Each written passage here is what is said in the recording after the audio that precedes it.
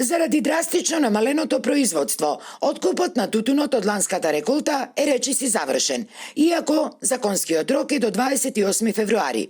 Исплашени дека престојната реколта ќе биде уште послаба, откупувачите не губат време и веќе започнаа да прибираат податоци од кооперантите, кои подоцна треба да се преточат во нови договори. Ова пак е спротивно на законот, обвинуваат тутунарите, плашејќи се дека станува збор за нова манипулација како од откупувачите, така и од државата, но и од Сојузот на земјоделски здруженија и од неговиот председател Менде Стомнаровски. Дали министерот и инспекторатот се запознати со оваа состојба на терен и дали истата е во склад со законот за тутун?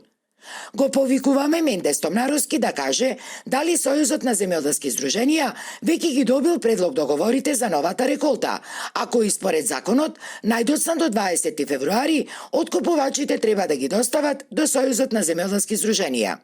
Ако ги добиле, кои се цените?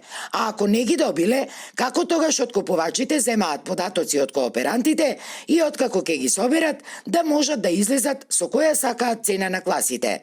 Прашува во дописот Игор Мирчевски, координатор на 4 новоформирани тутунски здруженија.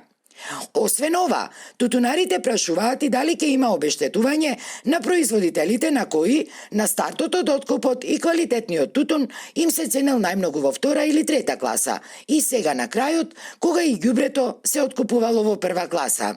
7 милиони килограми се откупени во прва во втора класа и со одбиток од 5%. Остатокот, речам, до 7 до 8 милиони килограми се откупени со 0% одбиток и се во прва класа. Значи тука се ерномни оштетувања на тутунопроизводителите. Инаку, наспроти очекувањата на откупувачите, дека од ланската реколта ќе соберат род тежок 26 милиони килограми, сепак, според нив, годинава се откупени 21 милион килограми.